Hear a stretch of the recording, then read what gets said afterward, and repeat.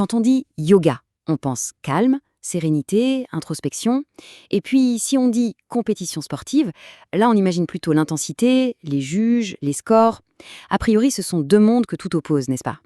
Eh bien, figurez-vous qu'ils se rencontrent dans un univers assez fascinant et pas mal controversé, celui du yoga de compétition. Alors forcément, la première question qui vient à l'esprit, c'est yoga de compétition. Est-ce que ce n'est pas un peu un oxymore, une contradiction totale? Comment est-ce qu'une pratique dont le but est de calmer le mental peut devenir une arène où l'on s'affronte? C'est tout le paradoxe qu'on va décortiquer aujourd'hui.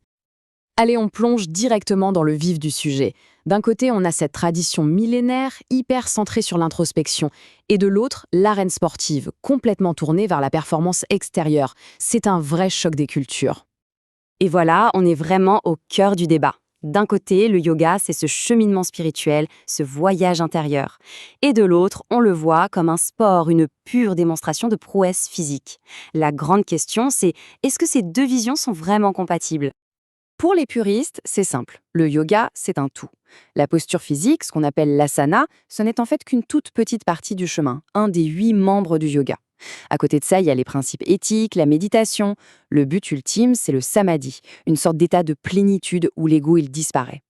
Et là, on voit bien le problème. La compétition, par définition, c'est l'ego, c'est vouloir être le meilleur. C'est donc tout le contraire de la philosophie du yoga.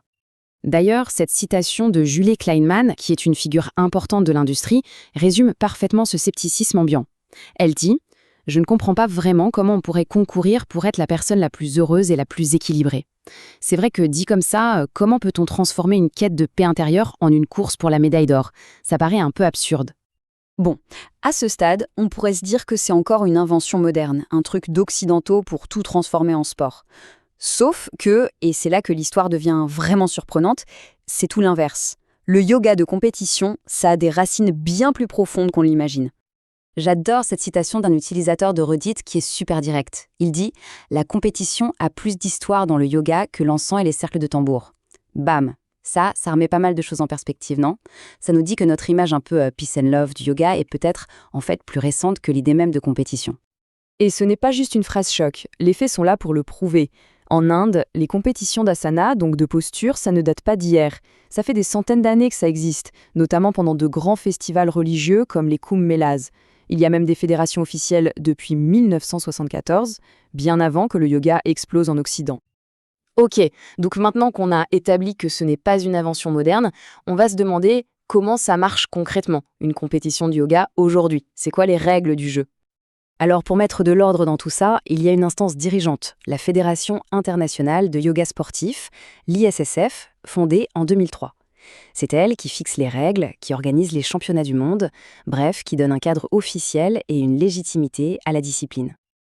Alors concrètement, comment ça se déroule? C'est super précis. Chaque athlète a 3 petites minutes pour réaliser 6 postures. Et attention, ce n'est pas n'importe lesquelles. Il faut en choisir une dans 6 catégories différentes, comme les flexions arrière, les torsions, etc. Ça permet de montrer qu'on est complet. Et le plus dur, c'est que pour qu'une posture soit notée, il faut la tenir complètement immobile pendant au moins 3 secondes. Pour avoir le score max, c'est 5 secondes. Et la notation, ce n'est pas juste « oh, il est souple ». C'est beaucoup, beaucoup plus subtil que ça. Les juges regardent tout. La technique, l'alignement du corps au millimètre près, l'équilibre, l'immobilité absolue et surtout la respiration. C'est un point clé. Un athlète qui bloque sa respiration, même s'il réalise une posture incroyable, eh bien, il perd des points. En fait, le but du jeu, comme le dirait un officiel, c'est d'attraper l'immobilité. C'est une super expression, je trouve. Ça veut dire qu'on recherche ce moment de grâce, de calme parfait, au milieu d'un effort intense. C'est cette maîtrise totale du corps et de l'esprit qui est récompensée. Et là, on se dit que l'esprit du yoga n'est finalement pas si loin. Mais attention, attraper cette immobilité, c'est loin d'être facile. Ça demande une force, une endurance absolument phénoménale, surtout quand on arrive au niveau des champions. Regardez ce chiffre, 29 minutes et 4 secondes. On se demande ce que c'est? C'est le record du monde de la posture du scorpion. 29 minutes. C'est juste incroyable. C'est une performance d'endurance qui montre à quel point ces athlètes sont capables de repousser les limites du corps humain. Et ce qui est encore plus intéressant, c'est ce qu'en dit le détenteur du record lui-même, Yash Moradia. Pour lui, la posture du scorpion, c'est avant tout une question de stabilité. Il dit que plus on tient la posture, plus on apprend à renforcer sa résilience mentale. Et là, on fait le lien. La performance physique devient un outil pour le développement intérieur. On revient à l'essence même du yoga.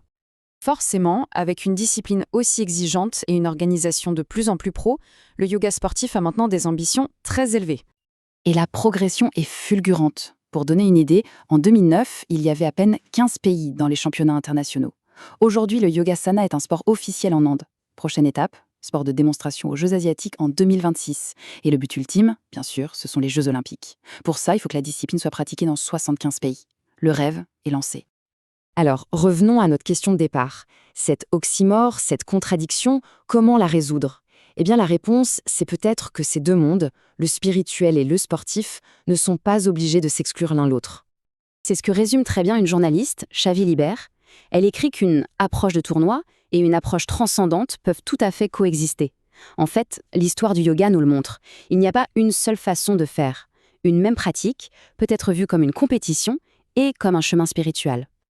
Et ça se vérifie totalement quand on regarde pourquoi les athlètes font ça. Pour beaucoup, le but, ce n'est pas d'écraser l'adversaire, c'est de se dépasser soi-même. C'est de célébrer un accomplissement personnel, d'avoir un objectif concret pour s'améliorer, ou encore d'inspirer les autres. Au final, l'accent est mis sur la croissance personnelle, ce qui, ironiquement, est un des piliers du yoga traditionnel. Finalement, l'histoire du yoga de compétition soulève une question beaucoup plus large. Dans un monde qui bouge tout le temps, comment est-ce que des pratiques anciennes peuvent évoluer sans perdre leur âme? Comment trouver le juste équilibre entre la tradition et la transformation? C'est peut-être un des plus grands défis de notre époque. Voilà qui donne à réfléchir.